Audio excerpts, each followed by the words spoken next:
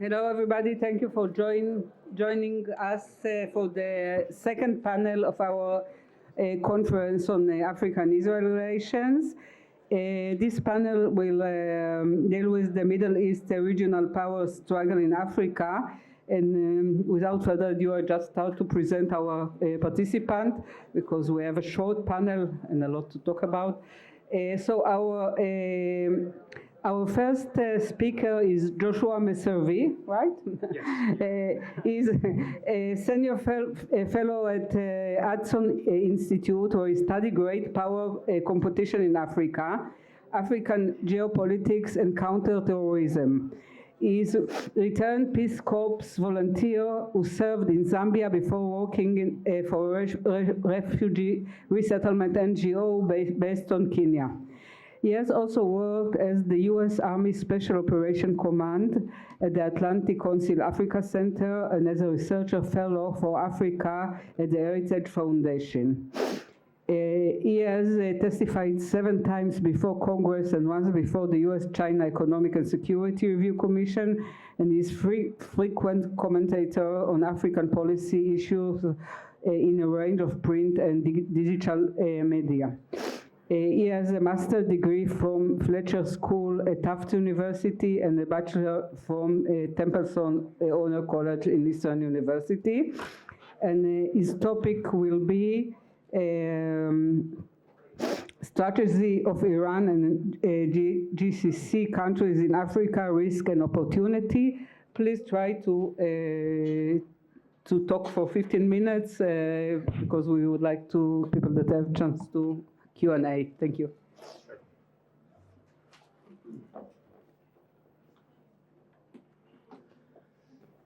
Okay, well, thanks very much for that kind introduction, and thank you to the Israel Africa Institute and the Jerusalem Institute for Strategy and Security for hosting this great conference. It's a privilege to be here. So my task is to talk about the GCC countries and their activities and strategy in Africa, and then also Iran, and to do that in 15 minutes. So I will focus my remarks on the 3 GCC countries that I think are the most influential and consequential on the continent. That is probably no surprise to anybody here: the UAE, Saudi Arabia, and Qatar. And within that group, I'm going to spend most of my time actually talking about the UAE as sort of the forerunner of that group, I would say, in its African engagements. And then I'll, as I said, get to Iran towards the end. I will move fast given the time constraints, so forgive me if I have to skip over some things, but hopefully we'll have time for Q&A. We can get into anything I missed. So like many other countries, the story of GCC engagement, state engagement in Africa is one of increased activity. Particularly over the last 2 decades, we've seen a very real surge in engagement from the Emiratis, from the Qataris, from the Saudis.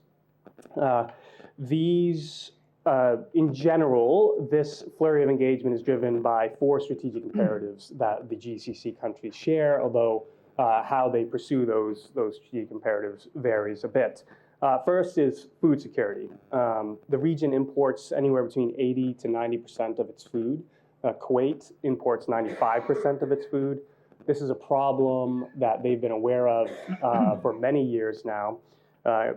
Earlier this year, the GCC actually created, a regional food security strategy, but all 3 of these GCC countries that I'm talking about have their own national strategies and have had them for some years. And as one of my colleagues mentioned earlier, Africa, of course, has about 60% of the world's unexploited arable farmland, so there's an obvious match here for the GCC. And as a result, we've seen big agricultural investments in Sudan and Ethiopia from Saudi Arabia and the UAE. Qatar also recently signed an MOU with Rwanda regarding agricultural and food investments, and et cetera, et cetera. This is a major pillar of GCC engagement. Secondly, these countries recognize the need to diversify their economies, especially away from hydrocarbons. They're all heavily dependent for government revenue on oil and gas. They understand there's a green revolution underway right now. and they've responded accordingly. So this is manifested in Africa, in these countries undertaking financing and construction of green energy projects all across the continent. They're also working diligently to secure critical mineral supply chains and to build out the infrastructure around those critical minerals. This is relevant to the green transition, of course, because critical minerals are critical to that transition. You're not going to have a transition without these minerals. And so countries all around the world, including GCC countries, are trying to nail down their future supply. Thirdly, all these countries have commercial interests, significant commercial interests on the continent. There's money to be made in Africa. That's already been a theme here of the remarks this morning. Gulf states recognize that. I will just quickly reference, I was going to give you a few numbers, but they've already been given, so I'll reiterate that by 2030, Africa is projected to be as a single market of 1.7 billion consumers. And then that would entail consumer and business spending just under $7 trillion. Now those are projections, right? But they're pretty well founded, I would argue. And then finally, the fourth strategic priority of these countries is security, specifically regime security. And I would argue this is actually probably the driving motivation, particularly behind the Emirati engagement on the continent. There is significant divergence in how these different regimes pursue security in Africa, and I'll get into that a little bit in more detail as we move along. Okay, so the Emiratis. I've chosen them because in my opinion, they are by far the most active and the most influential of the GCC countries in Africa. I'll try to give you a sense of the scale of the activities. So in investment, the UAE became or was the top investor in Africa in 2022. Its investment in 2022 was 10 times what Chinese investment into the continent was, and 7 times what US investment was in that year. Now this is yearly, this is not stock, so the US is still the leader in FDI stock into Africa, but obviously the Emiratis are catching up pretty quickly. Then there's been significant trade. In 2020, UAE-Africa trade surpassed US-Africa trade. For reference, in 2010, UAE-Africa trade was less than half of what US-Africa trade was, and now suddenly they've caught up and surpassed the United States. They've signed a number of comprehensive economic partnerships with African countries. Their first one last year with Mauritius and Congo-Brazzaville. They signed one earlier this year with Kenya, and they're in negotiations with Nigeria to sign one as well. And then finally, on this point, between 2012 and 2022, the Emiratis tripled the number of embassies that they have in sub-Saharan Africa. So we were talking earlier about the 11 Israeli embassies to give you some context of how the Emiratis are moving here. As I already mentioned, I think the primary driver here for the Emiratis is regime security, particularly following the 2011 Arab Spring, which rattled the hereditary monarchs of the Gulf. The UAE is wealthy. It has a capable military and an aggressive ruler, but it's small. It lacks strategic depth. So to compensate for that lack, they have been trying to project hard power, especially in their near abroad, and that includes Africa. Now, there's elements of this, of regime security that they're pursuing. The first is counterterrorism, obvious one. So in 2015, they built a base in Asab, Eritrea, that was used for fighting the war in Yemen against the Houthis and AQAP. Very soon after, with Saudi Arabia, they began recruiting mercenaries, Afghan mercenaries primarily from Sudan, to also fight in this war. Because you can't raise an army from a small population, but in the UAE's case, they have significant security obligations, or at least they see them as security obligations. I expect mercenaries to remain a central part, actually, of how the Emiratis project power for the foreseeable future. And I think Afghan mercenaries will be a core element of that. And then Second point on the second element of this regime security issue for the Emiratis is the fight against the Muslim Brotherhood and Islamists more generally. Now, they would probably say this is the same thing as the counterterrorism fight, but I'll draw the distinction here. This is one of the core reasons why the Emiratis were so heavily engaged in Libya.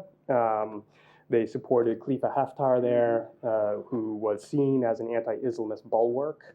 And then it also accounts for their, at least in part, their current support for the Rapid Support Forces in Sudan, which is fighting against the Sudanese armed forces, which does have Islamist elements, primarily rehabilitated from the Omar al-Bashir regime that preceded the current one. And then the third element of this regime security is pushing back against Iranian influence on the continent. Iran had significant influence, particularly in East Africa and places like Eritrea and Sudan, but even further afield, places like Comoros or the Gambia, which concerned UAE and Saudi Arabia, of course. So the Assad base that I mentioned was placed in Eritrea, both because of its strategic location and its access to Yemen, but also because Eritrea had been a conduit for weapons and personnel to support the Houthis in Yemen. And the Emiratis wanted to put a lid on that and did so with some success. This also accounts for some of the big Sudanese investments that they've made in the past because Iran was also active in Sudan. And then the fourth element of this regime security piece, or just security more general, is that they do want to protect commercial activity in the area.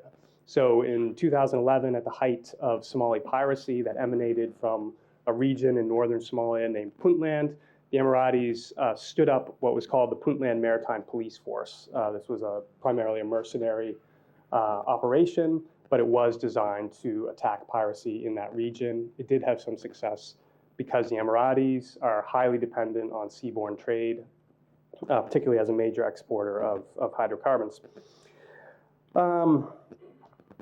So that's the regime security element of Emirati engagement. And very quickly, I don't want to neglect the economic elements of this either. You can see in Africa how they're diversifying or working to diversify their economy. There's been a flurry of activity from the Emiratis around critical minerals specifically. So we've seen in July 2023, they signed a deal with Democratic Republic of Congo to develop 4 critical mineral mines. They've also been involved in Zambia and Angola, Burundi, Tanzania, et cetera, on related operations. And then on the commercial opportunity side of this, they have several major Emirati companies that are very prominent on the continent. In 2024, DP World and AD Ports, between them, were operating or had under construction 13 ports or logistics platforms in Africa. So again, a major commercial opportunity, although obviously there's also elements of diversifying their economy involved in developing ports. All right, I promised I was going to move fast, so on to Saudi Arabia. I've already mentioned a bit of what the Saudis get up to on the continent. They're also interested, again, in diversifying their economy. They have the same problem that the Emiratis do with this ongoing green energy transition. They're looking to modernize and reform, and they do have an energetic de facto leader. So that has translated in the African context into a focus on critical minerals. So Saudi Arabia's Vision 2030 makes an explicit commitment to diversify from fossil fuels. Saudi wants to become a hub of refining, processing, and manufacturing for foreign minerals. So they've committed $15 billion for acquiring mining concessions all around the world. At their most recent Future Minerals Forum held earlier this year, more than 24 African countries were present. There were various MOUs signed with countries like the DRC and Morocco and Egypt on these issues. And then after the forum, Saudi Arabia announced the creation of the state-owned Manara Minerals, which is a vehicle for global minerals investment. So again, a significant concern for the Saudis is to diversify their economy and to secure their critical mineral supply.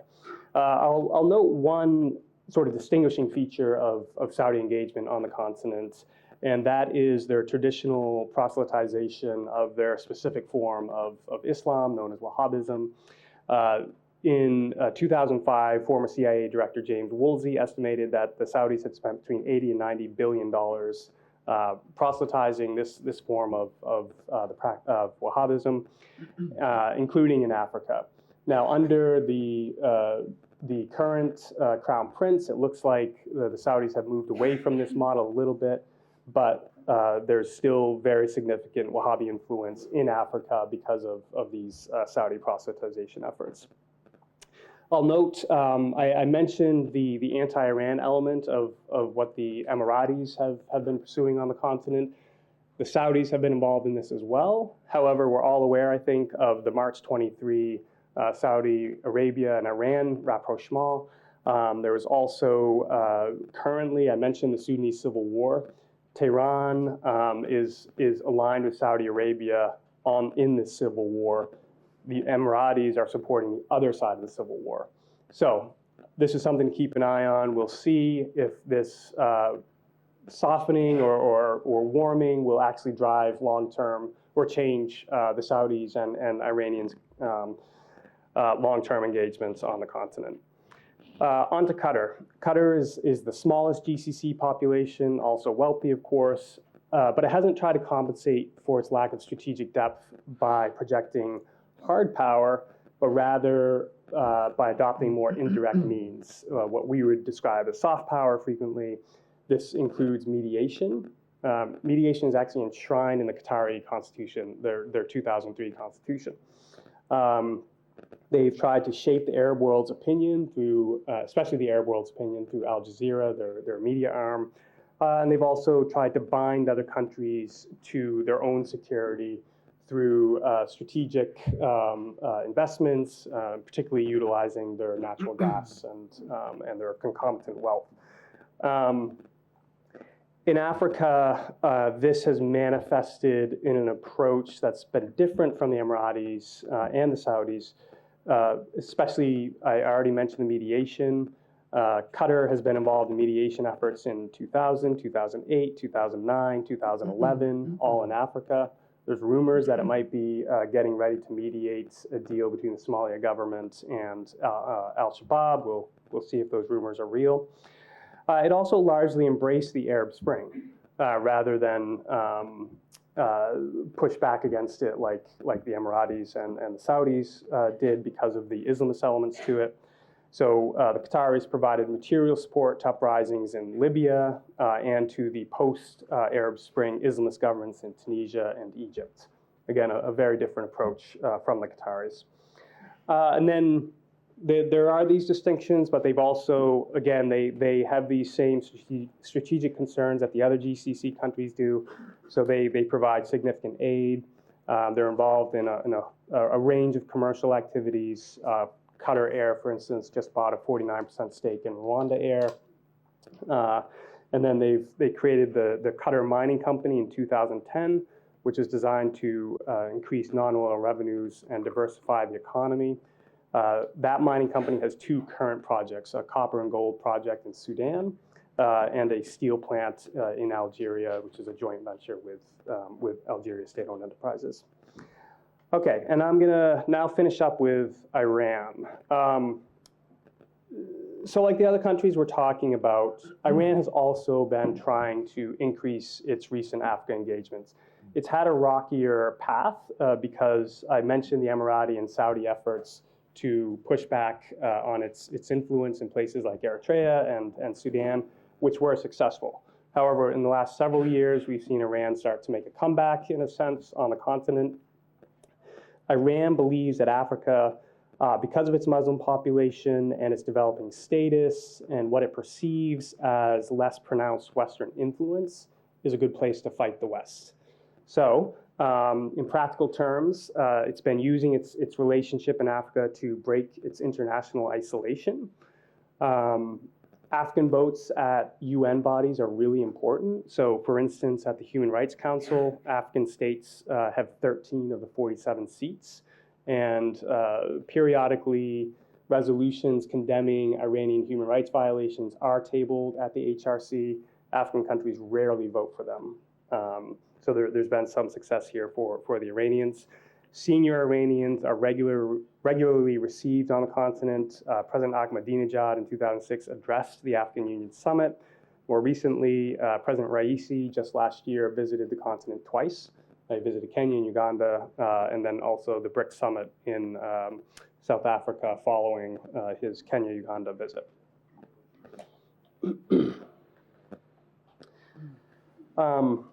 The other element of breaking international isolation is using Africa to dodge the sanctions regimes that have been placed on Iran, primarily by the Americans, but also other entities.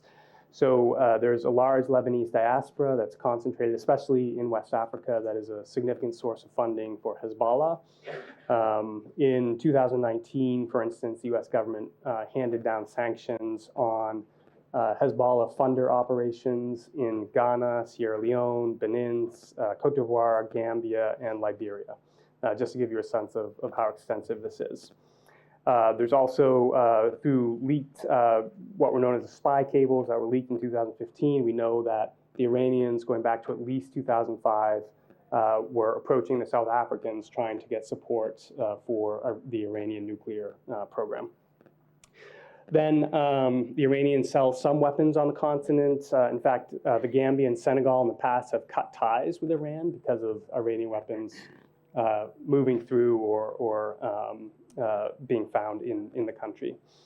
And then finally, Africa is, in the Iranian opinion, a great place to strike back against its geopolitical enemies, primarily Israel, UAE, and the US. Terrorist plots have been uncovered in Kenya, Nigeria, Ethiopia, and South Africa. Africa is a pretty permissive environment for this type of activity. And the current head of the Quds Force, which is the part of the IRGC, Esmail Khani, reportedly previously ran Quds Force operations in Africa before taking over the IRGC. So again, I'm getting the hook here, well deserved, so I'll leave it there. Thanks so much.